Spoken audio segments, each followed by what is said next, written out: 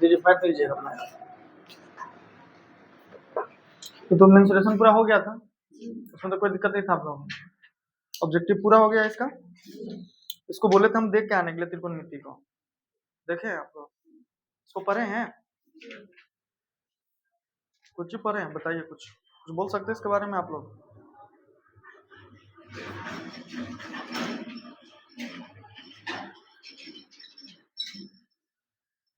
देखिए आज हम लोगों को शुरू करना है क्या चीज, त्रिकोणमिति। इसको इंग्लिश में कहा जाता है ट्राइगोनोमेट्री।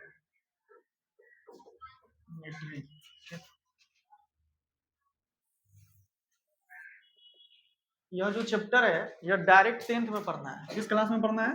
10th।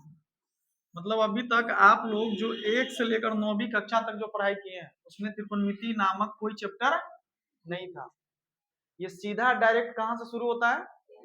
10th क्लास से शुरू होता है। किस क्लास से शुरू होता है? और ये 10th क्लास में इस चैप्टर का जो वैल्यू है बहुत ही ज्यादा है। ठीक है, ये टोटल आपको कितना नंबर का पूछेगा? 20 अंक का पूछेगा। कितना अंक का पूछेगा जी? 20 अंक का पूछेगा। इस 20 अंक में 15 अंक का जो होगा वह त्रिकोणमितीय अनुपात से रहेगा। ठीक है, और 5 नंबर का एक क्वेश्चन स्पेशल आएगा जिसे हम लोग ऊंचाई एवं दूरी के नाम से जाना जाता है। इंग्लिश में उसको हाइट एंड डिस्टेंस के नाम से क्या किया जाता है? जाना जाता है। ठीक है, यानी अभी तक आप जितना पढ़ाई लिखाई किए हुए हैं उसका बेस जो आपका तैयार हुआ है उस बेस का क्या करेगा कि आधारभूत बात सब जो है उसका इस चैप्टर में क्या किया जाएगा? यूज किया जाएगा। और डायरेक्ट इस चैप्टर को कहां पढ़ना है?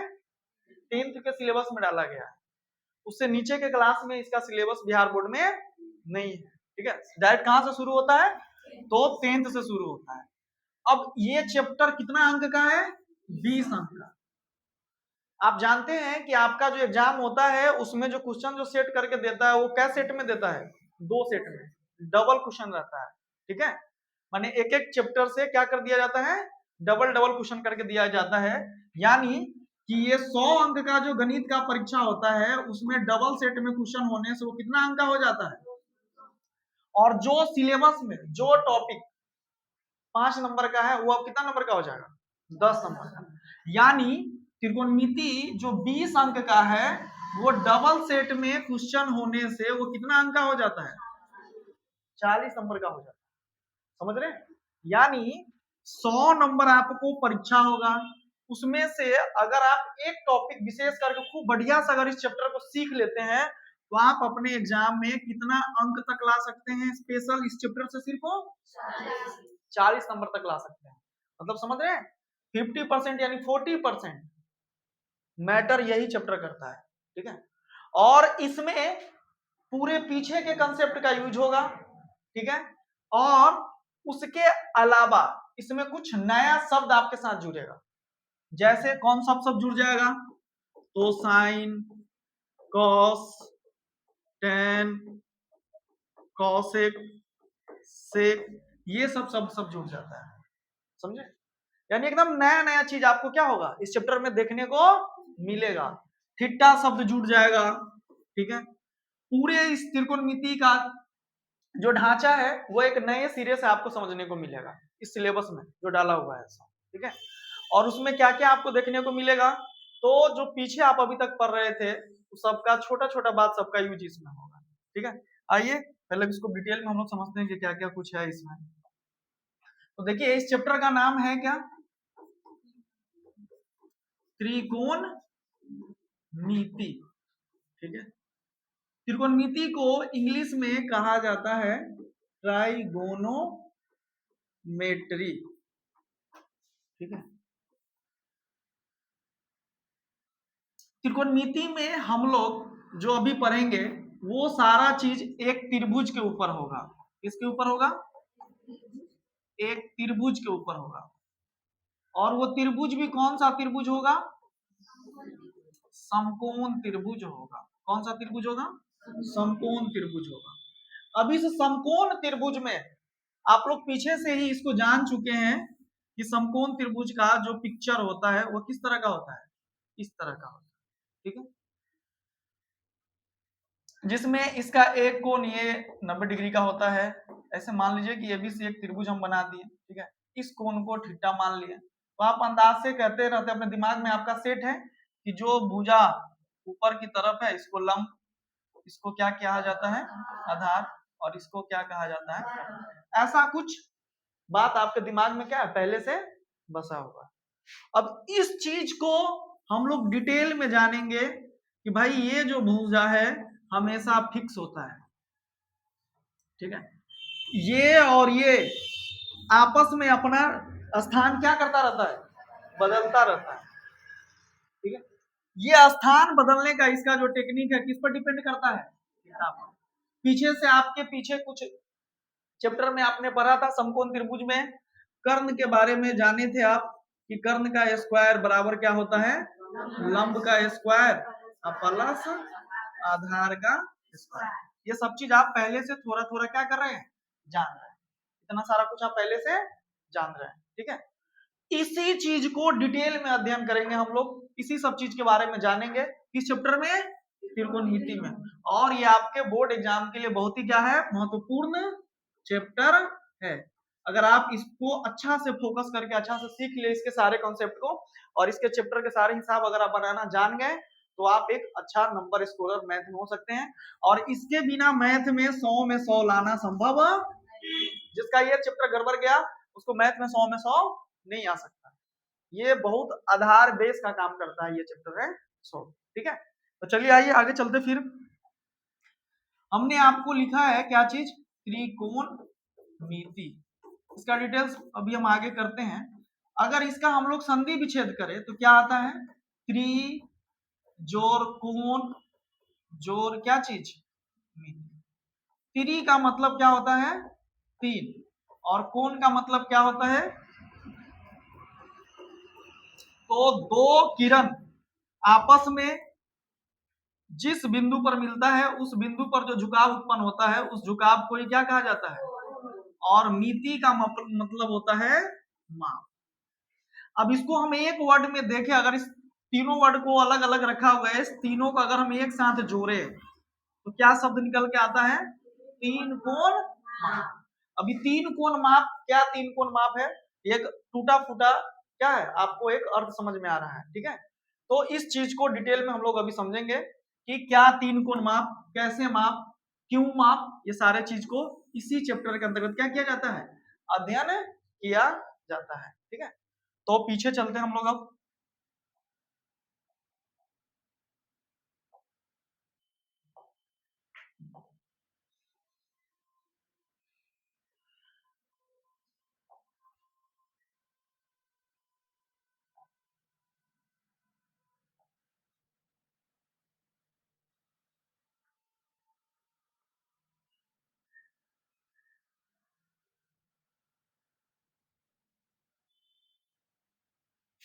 देखिए अभी हम जो पीछे चर्चा कर रहे थे वो सारा यहीं से है।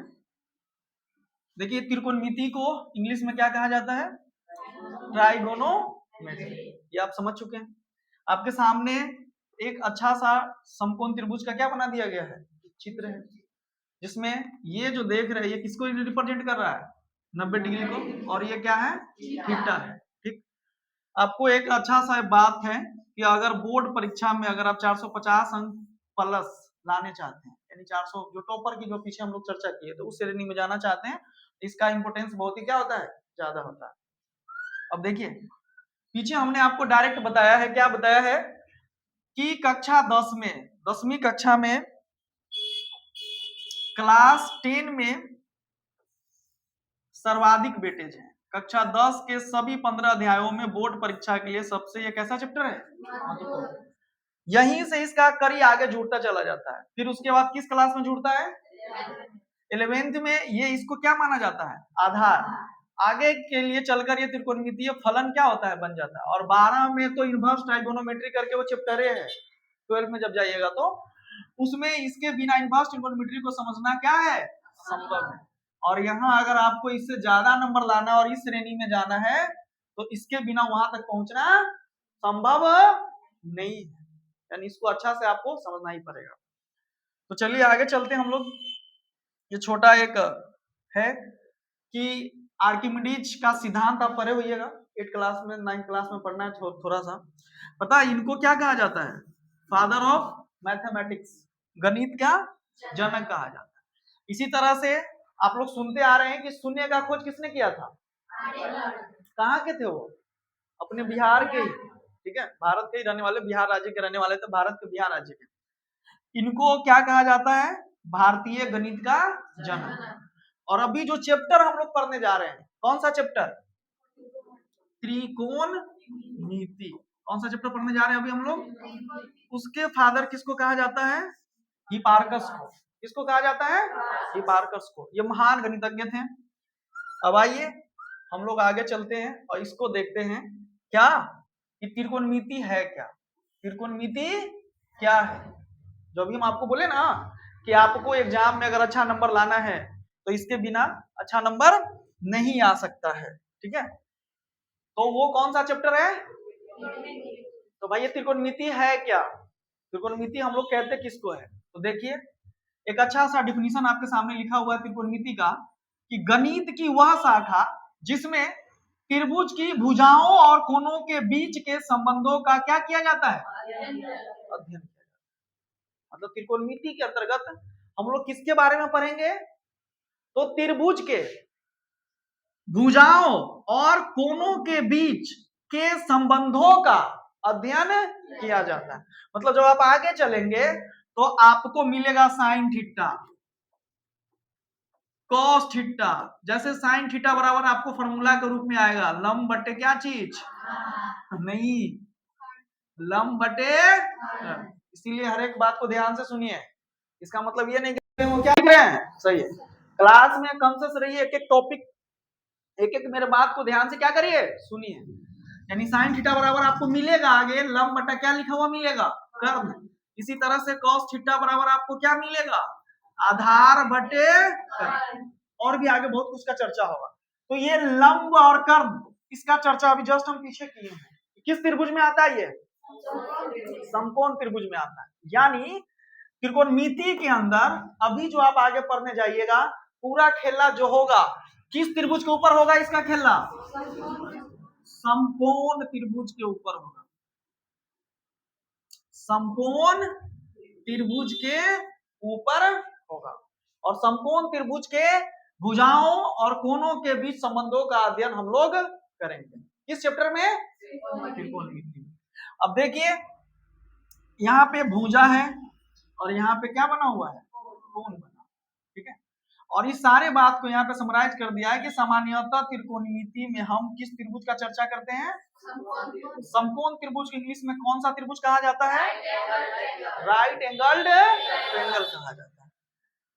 भुजा और कोण के बीच क्या चीज, रिलेशनशिप, ठीक है।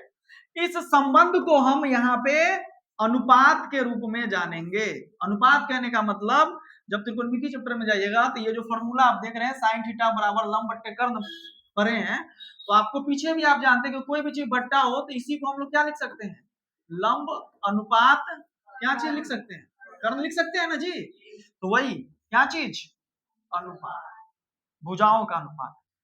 तो समकोण त्रिभुज में किसकी पूरी चर्चा जो होगी, त्रिकोणमिति का पूरा खेला, पूरा एक एक चीज एक एक बात किस त्रिभुज के अंतर्गत होगा। तो जब समकोण त्रिभुज के अंतर्गत होगा तो समकोण त्रिभुज के बारे में जानना हम लोगों को क्या होता है, बनता है, जरूरी है। तभी जाके त्रिकोणमिति का कंसेप्ट क्या होगा, सही से हमारे साथ रहेगा। अब देखिए आगे, अब देखो समकोण त्रिभुज की संरचना, ठीक है। अभी हम जस्ट पीछे एक चित्र बनाए थे, उसमें आपको बताए थे कि समकोण त्रिभुज का पिक्चर हम लोग अपने दिमाग में कैसे बैठाए हुए हैं, ऐसे कि एक भुजा इसका ऐसा तिरछा होता है और एक भुजा ऐसा होता है और एक भुजा ऐसा होता है, ठीक समझे। जिसमें हम लोग अपने दिमाग में पहले से ही बैठाए रहते हैं कि ये मेरा क्या बन जाता है, लंब, ये मेरा क्या बन जाता है और ये मेरा क्या हो जाता है। जबकि ऐसा नहीं है। ये तो कर्ण है, ये आधार है, ये लंब है इस चित्र के अनुसार, जिसमें एक न्यून कोण भी होगा, यहाँ पे एक समकोण भी होगा, लेकिन ये पोजीशन इसका बदलता रहता है। कर्ण हमेशा 90 डिग्री के सामने की भुजा होता है। ये पिक्चर का यहाँ पे डिटेल्स में आपको बता रहे हैं। देखिए, यह एक ऐसा त्रिभुज है, समकोण त्रिभुज हुआ, ठीक है। यहाँ पे ये कोण कितना डिग्री का है? 90 डिग्री का। और यह भुजा जो आप देख रहे हैं, यही पिक्चर को यहाँ पे है, ठीक। तो आप ध्यान रखिएगा कि समकोण त्रिभुज कहा किसको जाता है? तो वैसा त्रिभुज जिसका एक कोण कितना डिग्री का हो? 90 डिग्री का हो, और शेष अन्य दो कोण क्या हो? न्यून कोण हो। तो इस तरह के त्रिभुज को ही कौन सा त्रिभुज कहते हैं हम लोग? समकोण त्रिभुज कहते हैं, ठीक है। अब उस समकोण त्रिभुज के परिभाषा के पीछे ना जाकर अब हम लोगों को आना है कि उसके भुजाओं के बारे में समझना है, क्योंकि त्रिकोणमिति में हमने अभी आपको बताया है कि किसका अध्ययन हम लोग करते हैं? तो समकोण त्रिभुज के भुजाओं और कोणों के बीच के संबंध को अध्ययन किया जाता है, ठीक है।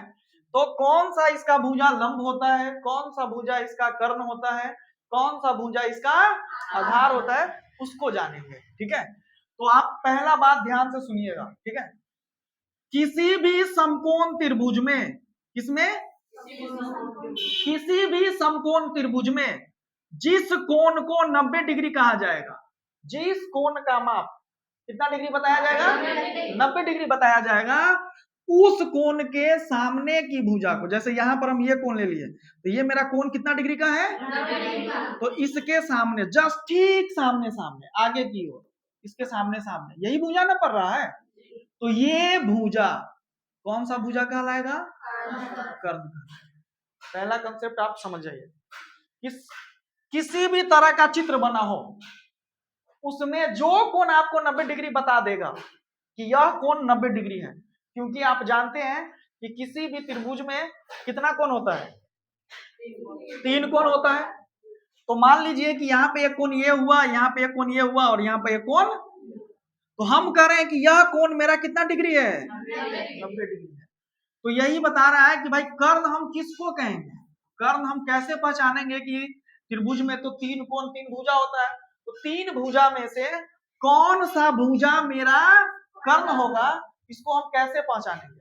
तो इसको पहचानने के लिए हम आपको एक बात बता रहे हैं, वो बात आप ध्यान रखेंगे। वो बात क्या है कि किसी भी समकोण त्रिभुज का किसी भी तरह का पिक्चर हो, जिस कोण का चर्चा आपको कर देगा कि यह कोण कितना डिग्री का है, तो वह कोण के सामने की भुजा, उस कोण की सामने की भुजा क्या कहलाएगा? तो कर्ण कहलाएगा। क्या कहलाएगा जी? कर्ण कहलाएगा। क्या कहलाएगा? कर्ण कहलाएगा। ये वाला भुजा क्या हो गया? कर्ण हो गया, ठीक है। यह वाला भुजा क्या हो गया? कर्ण हो गया। किसके सामने की भुजा कर्ण होता है? किस त्रिभुज में? कोई दिक्कत? चलिए, अभी जब हम आपका इसका परिभाषा हम आपको बता रहे थे कि समकोण त्रिभुज में एक कोण 90 डिग्री का होता है और अन्य दो कोण कौन सा कोण होता है? न्यून कोण होता है। तो जब हम लंब का निर्धारण करेंगे, किसका निर्धारण करेंगे? लंब।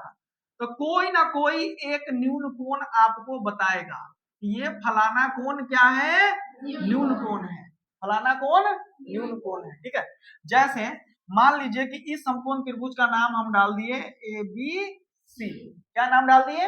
ABC। और हम कह रहे हैं कि कोण B इसका कितना डिग्री है? और कोण A और कोण C कौन सा कोण है? न्यून कोण है, ठीक है। तो दोनों एक के बारी नहीं ले लेंगे, कोई एक न्यून कोण लेकर लंब का निर्धारण किया जाता है। क्या किया जाता है? किसी एक न्यून कोण को लेकर किसका निर्धारण किया जाता है? लंब का निर्धारण किया जाता है, समझे। तो कोण A और कोण C को हम क्या मान लिए हैं? न्यून कोण है भी यहाँ पे। तो अगर हम कहें कि कोण C के लिए हम क्या कर दिए, इसको न्यून कोण कह रहे हैं कि कोण C मेरा क्या है? न्यून कोण है। तो लंब क्या होगा? तो समकोण त्रिभुज में लंब का पहचान होता है कि जिस कोण को आप न्यून कोण मानिएगा, उस कोण की सामने की भुजा, उस कोण की सामने की भुजा क्या कहलाता है? लंब कहलाता है। क्या कहलाता है? लंब कहलाता है। ठीक है, जब कर्ण आप पहचान लिए, न्यून कोण भी जानकर लंब भी पहचान लिए, तो त्रिभुज में भुजा होता कितना है? 3। 2 भुजा को तो आप पहचान लिए, ये मेरा कर्ण हो गया, ये मेरा क्या हो गया? तो अन्य शेष में जो भुजा बच जाएगा वो भुजा क्या बन जाता है? आधार बन जाता है। क्या बन जाता है? आधार बन जाता है। बात समझ में आ रही है? क्या इसको समराइज करें तो किसी भी समकोण त्रिभुज में 90 डिग्री के सामने की भुजा क्या कहलाता है? और जो न्यून कोण लेते हैं उस न्यून कोण के सामने की भुजा, जब कर्ण और लंब हम पहचान लेते हैं तो उसके बाद जो रेस्ट भुजा बचता है वो मेरा क्या कहलाता है? क्या कहलाता है? आधार कहलाता है। ठीक है, तो यहाँ पर हम उम्मीद कर सकते हैं आपसे कि लंब, आधार, कर्ण आप क्या कर लीजिएगा? पहचान लीजिएगा। अब इसी चीज को आपको लिखने के लिए, आपके पास पीडीएफ भेजने के लिए हमने इसको ऐसे बनाया है। क्या है तो सुनिए, कहता है क्या न्यून कोण होता क्या है? तो ये दोनों कोण 90 डिग्री से क्या होता है? अब देखो कर्ण क्या हुआ, इंग्लिश में क्या कहते हैं? हाइपोटेनस। क्या कहते हैं इसको? हाइपोटेनस। इसको कैपिटल एस से भी और स्मॉल एस से भी क्या किया जाता है किताबों में? सूचित किया रहता है। याद रखें इस चीज को। तो कर्ण के लिए क्या डिफिनीशन बताया है कि 90 डिग्री के ठीक सामने वाली भुजा यह हमेशा सबसे बड़ी और क्या होती है? फिक्स होती है। इतना शॉर्ट में बात लिख दी है। 90 डिग्री के ठीक सामने वाली भुजा क्या कहलाता है? कर्ण। दूसरा इसका प्रॉपर्टीज क्या है कि ये समकोण त्रिभुज का जो 3 गो भुजा जो होता है ना, उस भुजाओं में से यह हमेशा सबसे कैसी भुजा होती है? और क्या रहती है? फिक्स रहती है। लंब और आधार आपस में बदल सकता है लेकिन कर्ण नहीं बदल सकता, वो हमेशा फिक्स रहता है। ये हमेशा 90 डिग्री के सामने ये भुजा है। समझ गए? तो वही चीज है कि ये 90 डिग्री के कोण के ठीक सामने वाली भुजा होती है, ये हमेशा क्या होती है? तो अगर हम आपसे क्वेश्चन पूछे कि समकोण त्रिभुज में लंब, आधार, कर्ण में सबसे बड़ी भुजा कौन होगा? तो कौन होगा? कर्ण होगा। ठीक है, ये हमेशा फिक्स होता है। अब इधर आइए, अब लंब के बारे में चर्चा है। तो लंब के बारे में हमने आपको क्या बताया है कि जो न्यून कोण होगा उसके ठीक सामने की भुजा को हम लोग क्या कहते हैं? लंब कहते हैं। ठीक है, अब लंब और आधार में जैसे यहाँ पर आपने जाना कि कर्ण जो होता है सो हमेशा कैसी भुजा होती है? सबसे बड़ी। ये लंब और आधार आपस में बराबर भी हो सकता है। क्या हो सकता है? बराबर भी हो सकता है। जब दोनों न्यून कोण का मान 45-45 डिग्री हो जाए तो ये लंब और आधार की जो मान है वो आपस में क्या हो जाएगा? बराबर। लेकिन कर्ण से हमेशा क्या रहेगा? छोटा रहेगा। ठीक है, अगर थीटा का मान चेंज करता है, जैसे ये 60 डिग्री हो गया या 30 डिग्री हो गया, तो इस कंडीशन में लंब का मान छोटा हो जाएगा और आधार का मान क्या हो जाएगा? बड़ा हो जाएगा। हो जाएगा। चलिए आगे अब इसको करते हैं। फिर हमने आपको रखा था कि एबीसी एक समकोण त्रिभुज है। ठीक है, इसमें इस कोण को हमने क्या मान लिया था? थीटा मानकर इसको हम लोग कह रहे हैं कि ये कोण सी मेरा क्या है? न्यून कोण है। और इस न्यून कोण का मान कितना डिग्री है? थीटा है। इसका माप कितना है? थीटा है। ठीक है, तो इस कंडीशन में AB भुजा क्या बन गया था? लंब बन गया था। जैसे पीछे हमने आपको कर्ण को इंग्लिश में क्या बोला? हाइपोटेनस। इसको कैपिटल H या स्मॉल h से सूचित किया जाता है। उसी तरह से लंब को किसके नाम से जाना जाता है? परपेंडिकुलर के नाम से जाना जाता है। किताबों में इसको कैपिटल P या स्मॉल p दोनों चीज से क्या किया गया रहता है? सूचित किया गया रहता है। इस चीज को ध्यान रखें। ठीक है, उसी तरह से जब ये भुजा इस चित्र के लिए, इस समकोण त्रिभुज के लिए AB आपका लंब बन गया और AC भुजा क्योंकि ये 90 डिग्री के सामने है, ये मेरा क्या बन गया? कर्ण बन गया। ठीक है, तो जब कर्ण और लंब हमको मिल गया था तो ये BC भुजा क्या बनेगा? आधार बनेगा। और जानते हैं आधार को इंग्लिश में क्या कहते हैं हम लोग? बेस। इसको किताबों में कैपिटल B या स्मॉल b से भी क्या किया रहता है? सूचित किया रहता है। ठीक है, कोई दिक्कत नहीं। तो कर्ण को किसी से सूचित करते हैं? H से। परपेंडिकुलर को, लंब को किससे सूचित करते हैं? P से। और आधार को किसी से सूचित करते हैं? B से सूचित करते हैं। ठीक है, लंब पहचान गए कि ठिट्टा के सामने की भुजा को क्या कहते हैं? लंब। ठीक है, अब इतना जो शेष अन्य भुजा जो बच जाता है उसको क्या कहते हैं हम लोग? आधार कहते हैं। ये 3 चीज पहचान लिए। अभी हम आप पे इसको घुमा घुमा के हम आपसे भी सवाल पूछेंगे, समझ गए? उस समय आपको अपना दिमाग एडजस्ट रखना। हम एक चीज और बता दे रहे हैं, उसको थोड़ा समझिएगा। अब हम क्या कर रहे हैं कि मान लीजिए कि ये मेरा पी क्यू आर क्या हो गया? एक कौन सा त्रिभुज है? जिसका कोण क्यू कितना डिग्री का है? और हम कह रहे हैं कि कोण पी को हम थीटा मान लिए। क्या मान लिए? थीटा मान लिए। तो इस कंडीशन में समकोण त्रिभुज, कौन सा त्रिभुज? समकोण त्रिभुज PQR के लिए, किसके लिए? आप हमको कर्ण का नाम बताइए, लंब का नाम बताइए और आधार का नाम। इस PQR त्रिभुज के लिए कर्ण कौन हो जाएगा? PR भुजा क्या हो जाएगा? कर्ण हो जाएगा। गुड। लंब कौन सी भुजा होगी? QR भुजा हमारा क्या हो जाएगा? लंब। और आधार कौन हो जाएगा? आधार हो जाएगा QP कहिए तब या PQ कहिए तब। अल्फाबेटिकली चलेंगे, सीरियली चलेंगे। PQ थोड़ा ज्यादा अच्छा लगता है, किसके बनिस्पत? आप इसको RQ भी कह सकते हैं, लेकिन सुनने में अच्छा QR लगता है। सीरियली चलना है। इसको आप क्या कह सकते हैं? RP भी कह सकते हैं, लेकिन वो PR ज्यादा अच्छा है। ठीक है, तो समझ में आ गई बात? लंब आधार कर्ण पहचान लीजिएगा, कोई दिक्कत नहीं ना? चलिए, अच्छा। अब हम एक चित्र आपके सामने बनाते हैं। ठीक है, इस चित्र को ज्यादा समझिएगा। जैसे मान लीजिए कि हम एक ये चित्र बनाए, ठीक है, और हम आपको कह रहे हैं ये मेरा 90 डिग्री है और इस त्रिभुज का नाम है STU। ठीक है, और हम कह रहे हैं कि ये मेरा थीटा है, यानी न्यून कोण है। तो इस त्रिभुज के लिए कर्ण क्या होगा,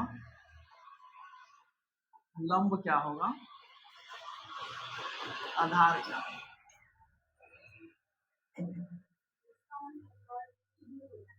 कर्ण हो जाएगा TU। क्यों?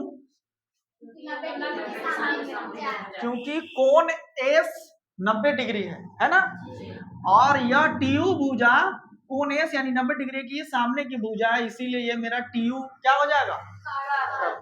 ठीक। लंब बताइए, लंब क्या हो जाएगा? गुड। आधार क्या होगा? SU। देखो, कर्ण पहचान लिए, लंब पहचान लिए, तो जो बचेगा वो मेरा क्या हो जाएगा? आधार हो जाएगा। क्या दिक्कत है इसमें? नहीं ना? चलिए हम और पूछेंगे, एक और पूछते हैं, उसको बताइएगा जरा। ठीक है,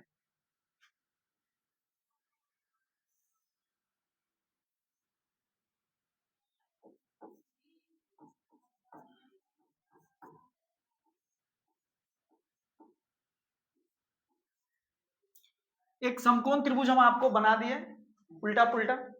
इसका नाम है DEF, एक समकोण त्रिभुज है। इस त्रिभुज के लिए आप हमको कर्ण बताइए, लंब बताइए और क्या बताइए? आधार।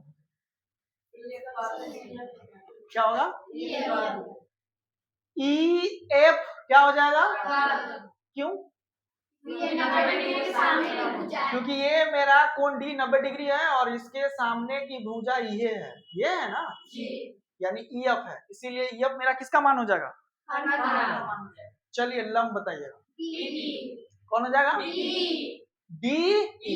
अब यह भुजा DE जो है, यह जो भुजा DE जो है, DE यह मेरा क्या बनेगा? लंब। क्यों लंब बना? क्योंकि यह न्यून कोण किसके लिए खेला करने के लिए कह रहा है? F, जिसका नाम F है और उसका मान कितना है? थीटा है। तो इसके सामने की भुजा तो भाई यही ना पड़ रहा है, सीधे सीधे जाएंगे तो कौन सी भुजा पड़ रहा है? तो यानी लंब का मान क्या हो गया? अब शेष कौन भुजा बच गया? उसका नाम क्या है? E और हाँ, E और F। गजब कंसेप्ट है आप लोग के पास। क्या होगा इसका नाम? तो कहते ई ना बचा, ई ना बचा जी, ई तो लंब हो गया, ई तो कर्ण बनले हैं, तो बचेगा यही ना, तो ये मेरा क्या हो गया? आधार हो गया। देखिए घबराना नहीं है, पहले आप कर्ण को छांटिए, फिर ठिट्टा को पकड़ कर किसको छांट लीजिए, जब कर्ण लंब आप छांट लिए, उसको पहचान लिए, तो तीनों तो भुजे होता है, जो शेष बचेगा वो मेरा क्या बन जाएगा? आधार बन जाएगा। समझे? चलिए हम एक और पूछेंगे, ठीक है।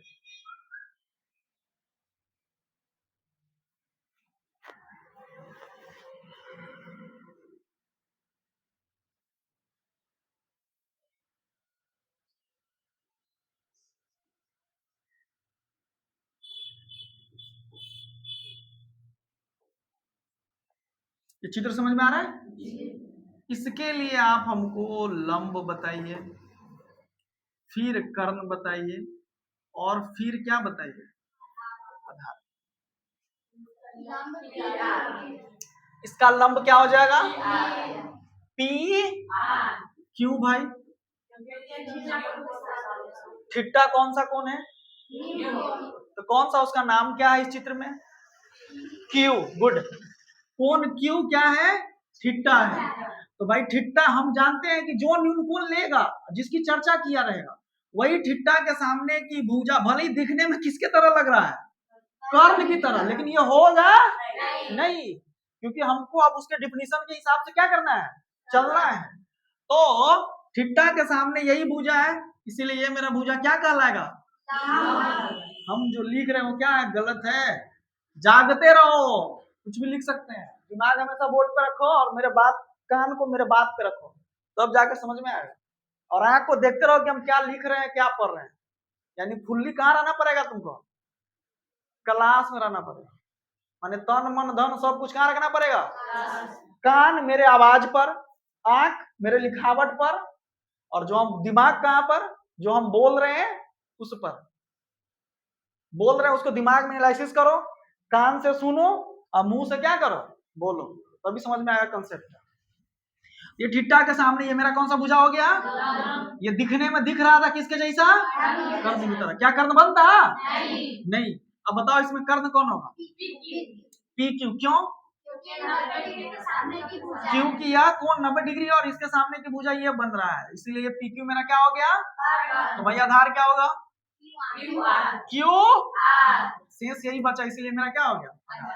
अब इतना सारा कंसेप्ट को जो हम अभी चर्चा चिल्ला चिल्ला के आपको समझा रहे थे, उसको इस स्लाइड में दिखाया गया है, ठीक है। देखो समझो क्या कहा। कर्ण को पहचान लिया आप कि किसके सामने की भुजा होता है? 90 डिग्री के सामने की भुजा, तो कोई दिक्कत नहीं है। अब हम लोग चर्चा कर रहे थे लंब और आधार पर।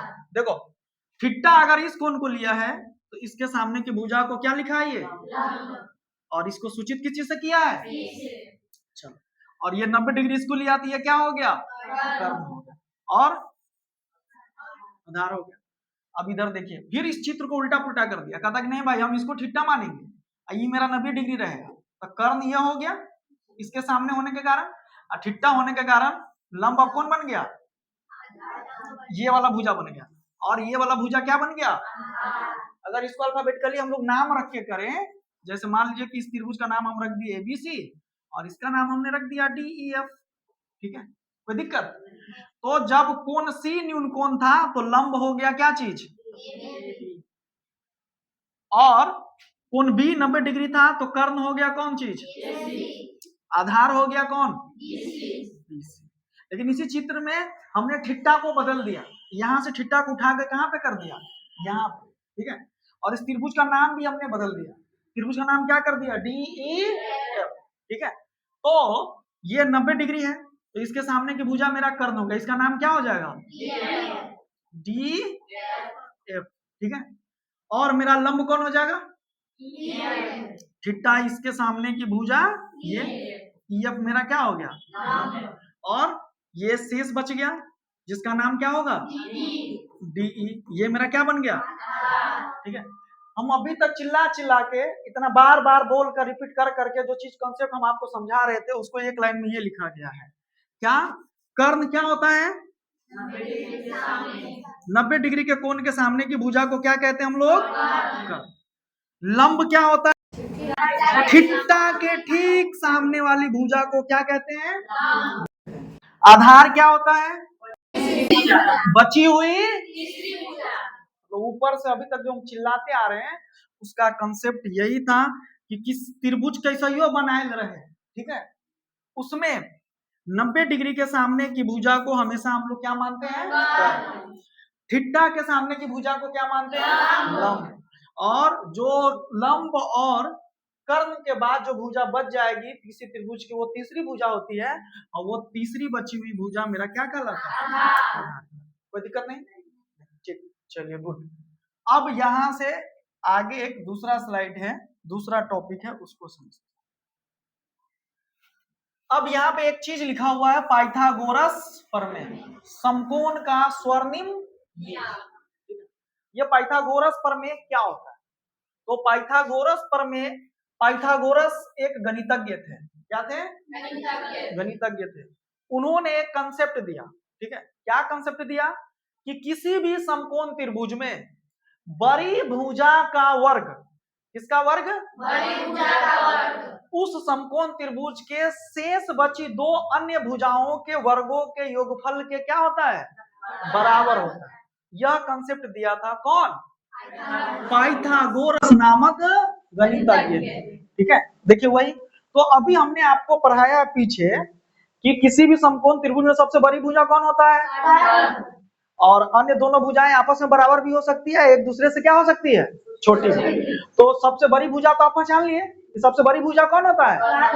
यानी कर्ण का वर्ग, कर्ण का वर्ग करने का मतलब कर्ण का स्क्वायर, उस समकोण त्रिभुज का शेष दो भुजा बचा, तो हमने शेष दो भुजा कौन कौन बचा? तो लंब का स्क्वायर और आधार का स्क्वायर दोनों का योगफल किसके बराबर होगा? अभी जस्ट पीछे हमने आपको पढ़ाया है कि कर्ण को h से सूचित करते हैं, लंब को और आधार को। बस उसी बात को पाइथागोरस प्रमेय में लिखा गया हुआ है। यानी कर्ण का स्क्वायर, किसका स्क्वायर? यह बराबर होगा किसके? P square plus B square. यानी फॉर्मूला निकला एच स्क्वायर बराबर क्या होता है? P square plus B square. यानी किसी भी समकोण त्रिभुज में सबसे बड़ी भुजा कौन? कर्ण का वर्ग शेष दो छोटी भुजाओं लंब और आधार के वर्गों के योग के क्या होता है? बराबर होता है। इसी चीज को लिखा जाता है, क्या चीज लिखा जाता है? तो कर्ण का स्क्वायर बराबर लंब का स्क्वायर प्लस आधार का स्क्वायर। नहीं समझ में आ रहा है ना? तो ये कंसेप्ट, ये जो दिया था उसे किसने दिया था? पाइथागोरस नामक गणितज्ञ ने दिया था। इसीलिए इनके नाम को पेटेंट कराने के लिए, चलने के लिए इस कंसेप्ट का ही नाम क्या रख दिया गया? पाइथागोरस प्रमेय। और जानते हैं इसको आपको ज्यामिति में पढ़ना भी है, इसको सिद्ध करके हम आपको बताएंगे जब ज्यामिति पढ़ाएंगे तब कि कैसे ये होता है, ठीक है। तो किसी भी समकोण त्रिभुज में कर्ण का स्क्वायर, लंब का स्क्वायर और आधार के स्क्वायर के योगफल का क्या होता है? ये रामबाण सूत्र है, इसको आप लोग ध्यान रखेंगे, ठीक है।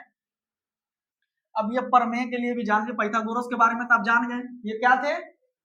गणितज्ञ थे। तो भाई प्रमेय क्या होता है?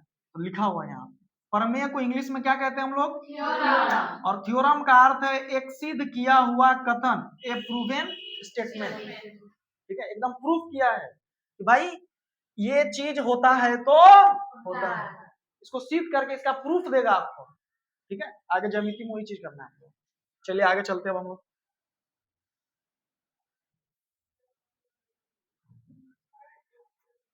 अब यहाँ पे समकोण की जांच का एक कुछ कंसेप्ट आपको बता दे रहे हैं। कभी कभी पूछता है कि बताइए कि निम्नलिखित में से कौन समकोण त्रिभुज है, या आपको ऑब्जेक्टिव में भी पूछ देगा कि कौन पाइथागोरस प्रमेय को इसमें फॉलो करता है। 4 को मान दे दिया रहेगा, मान लीजिए कि ए में मान दे दिया 7 5 4, कहेगा कि किसी समकोण त्रिभुज का भुजाओं का माप क्रमशः निम्नलिखित है। मान लीजिए कि पहला ए ऑप्शन में आपको दे दिया 7 5 4, दूसरा दे दिया 17 15 और क्या चीज 8, और तीसरा में कुछ और दे दिया 3 4 5, और चौथा ऑप्शन दे दिया इनमें से कोई नहीं। कहेगा कि इनमें से किस भुजा में समकोण त्रिभुज बन रहा है, उसको जांच करना है। तो कैसे जांचेंगे अब बता देते हैं। जो 3 वो त्रिभुज का भुजा का माप आपको दिया रहेगा, उसमें जैसे यहाँ पे कौन कौन भुजा का माप दे दिया, 7 दे दिया, 5 दे दिया और क्या दे दिया, इसमें सबसे बड़ा मान कौन है? तो आप जानते हैं कि किसी भी त्रिभुज का तीनों भुजाओं का माप दिया रहे, उसमें से सबसे बड़ा माप जो होगा वो क्या कहलाता है हम लोग? कर्ण कहलाता है। यानी अन्य दो भुजा है वो लंब बन जाएगा, वो क्या बन जाएगा? आधार बन जाएगा।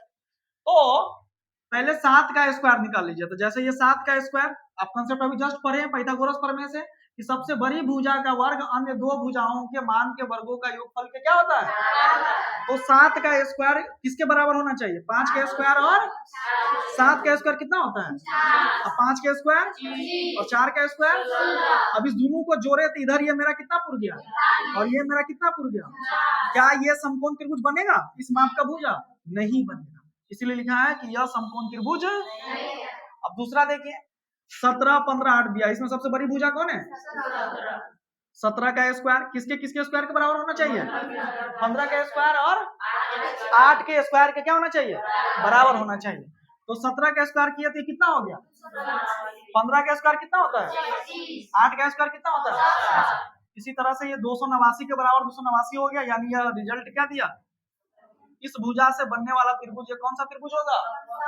तो पहचान समझ में आया? यानी 3 भुजा का माप अगर आपको दिया रहे और कहे कि बताइए इसे समकोण त्रिभुज बनेगा कि नहीं बनेगा, तो कैसे चेक करेंगे? सबसे बड़ी भुजा का स्क्वायर निकाल लेंगे। सबसे बड़ी भुजा का जब स्क्वायर निकल जाएगा तो उसमें जो है दो छोटी भुजा रहेगा, उस दोनों का वर्ग का योगफल कर लेंगे और उसका दोनों का जोड़ अगर वो बड़ी भुजा के वर्ग के जोड़ के बराबर आ गया तो मेरा समकोण त्रिभुज है, अगर नहीं आया तो समकोण त्रिभुज नहीं। यानी समकोण के बारे में समझ में आ गया, कोई दिक्कत नहीं। चलिए, जब आ गया तो अब हम लोग आते हैं अगले का टॉपिक पर, जिसका क्या नाम है? भुजाएं निकालने के लिए सूत्र, द फॉर्मूला यूज। और इसी का क्या है? यूज। अब इसी कॉन्सेप्ट पर आपको पढ़ना है। अब देखिए क्या है कि आपने अभी पढ़ा है कि किसी भी समकोण त्रिभुज में h का जो स्क्वायर होता है वो p का स्क्वायर प्लस b के स्क्वायर के क्या होता है? बराबर होता है। आप गणित के बहुत सारा नियम जानते हैं। क्या जानते हैं? कि अगर प्लस का चिन्ह है बराबर को उधर ले जाएंगे क्या हो जाएगा? अगर माइनस का चिन्ह उधर ले जाएंगे क्या हो जाएगा? गुना का चिन्ह उधर ले जाएंगे क्या हो जाएगा? भाग का चिन्ह उधर ले जाएंगे क्या हो जाएगा? लेकिन एक और चीज जान लीजिए, अगर इधर की तरफ किसी भी चीज का रूट रहे और उस चीज को अगर हम उधर ले जाते हैं तो उसका क्या हो जाता है? अगर इस पार स्क्वायर रहे तो उस पार ले जाएंगे तो किस चीज में बदल जाता है? इस 4 सिंबल में इस 2 बात को भी आप लोग क्या कर लीजिएगा? जोड़ लीजिएगा। इसी तरह के घन पर भी लागू होता है, घन पर भी लागू होता है। ठीक है, तो जब घन पर लागू होगा तो यानी अगर कोई चीज इधर क्यूब में रहेगा तो उधर ले जाएंगे तो ये मेरा क्या हो जाएगा? क्यूब रूट बन जाएगा। समझ आई बात? चलिए, तो यहां से फॉर्मूला निकालते हैं हम लोग। कैसे फॉर्मूला निकलेगा? यानी एच स्क्वायर बराबर होता है पी का स्क्वायर प्लस बी। अगर हमको यहाँ से एच का मान निकालना रहती है क्या हो जाएगा? Root under P square plus B square. क्योंकि अभी बोले अगर इधर स्क्वायर रहेगा तो बराबर उधर जाएगा तो उधर सामने वाला को क्या कर देगा? वो रूट में बदल देगा। किस में बदल देगा? रूट में बदल देगा। ठीक है, यानी एच का मान हो गया P square plus B square. ठीक है, तो अब यहाँ से देखिए ये पहला फॉर्मूला बना, एच बराबर क्या होगा? P square plus. इसी तरह से पी का मान निकालना रहेगा तो क्या होगा उसके लिए formula? Root under H square minus B square. अगर बी का मान निकालना रहेगा तो क्या हो जाएगा? ठीक है, यानी कर्ण के लिए रूट अंडर फॉर्मूला होता है P square plus B square, यानी कर्ण बराबर हो गया लंब का स्क्वायर प्लस रूट अंडर। इसी तरह से लंब के लिए क्या होगा? रूट अंडर कर्ण का स्क्वायर माइनस, अगर आधार निकालना होगा तो क्या होगा? रूट अंडर, यानी कर्ण का स्क्वायर माइनस। कोई दिक्कत? तो ये 3 फॉर्मूला सबसे मेन है। अब इसी पर आगे हम लोगों को काम करना है। आइए अब उस काम को करते हैं। क्या करते हैं? जैसे मान लीजिए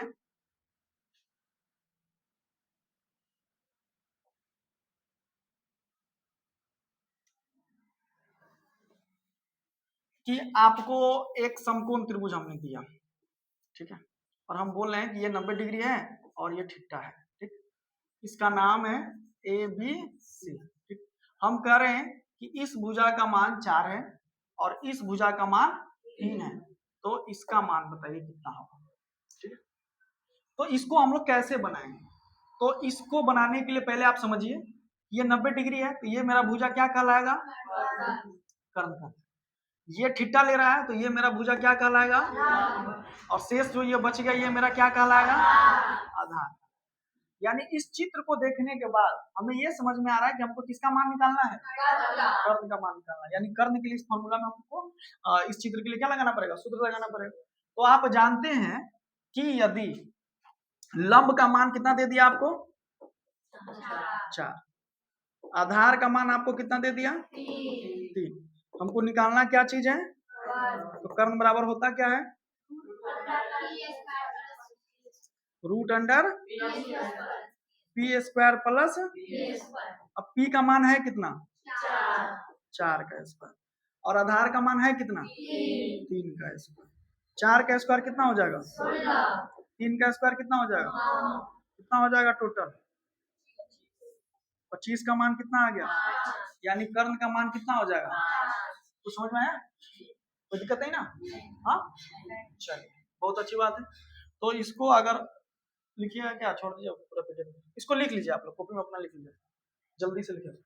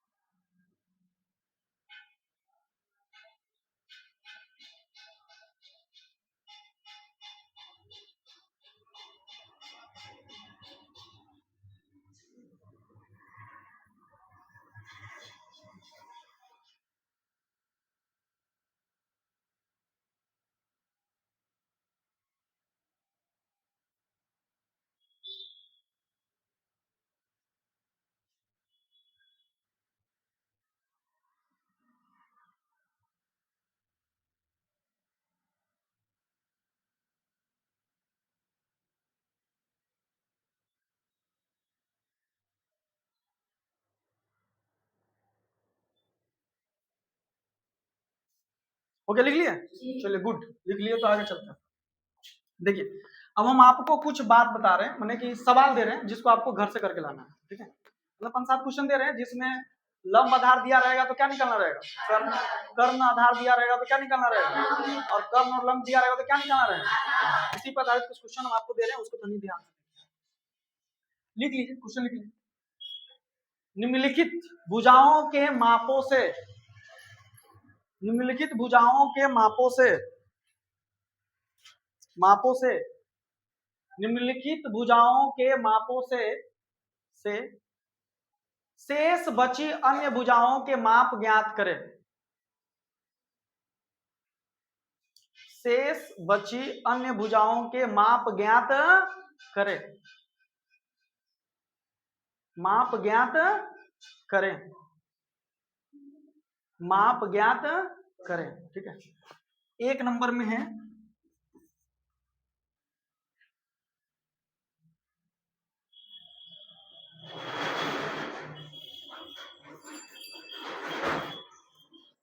यहां पर। दूसरा क्वेश्चन है,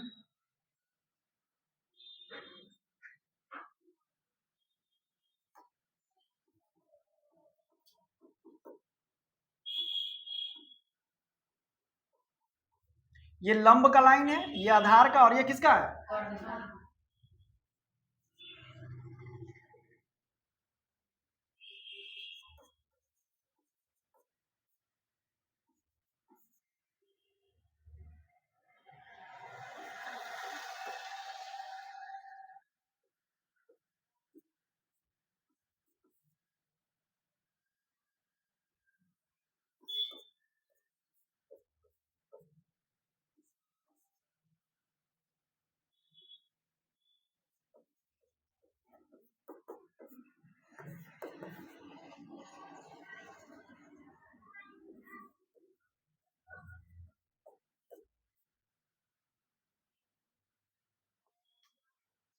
ये जो 7 जो क्वेश्चन आप देख रहे हैं, इसमें लंब दिया, आधार दिया, क्या निकालना है? इसमें लंब दे दिया, निकालना क्या है? कर्ण भी दिया। इसमें लंब आधार दे दिया, कर्ण निकालना है। इसमें आधार कर्ण दे दिया, क्या निकालना है? लंब निकालना है। इसमें क्या दे दिया? लंब और कर्ण दे दिया, क्या निकालना है? इसमें लंब आधार दे दिया, इसमें क्या निकालना है? इसमें आधार और कर्ण दे दिया, क्या निकालना है? ठीक है, तो इतना क्वेश्चन हो जाएगा। ठीक है, तो कल इससे आगे इसके बारे में जानेंगे। अब हम लोग जब लंब आधार कर्ण जानेंगे तो मेन हीरो त्रिकोणमितीय अनुपात का जो मेन ये 6 ठो हीरो है, उसको शॉर्ट नेम क्या है, उसके बारे में हम लोग क्या करेंगे, कल आगे क्लास को कंटिन्यू करेंगे। कोई दिक्कत नहीं ना?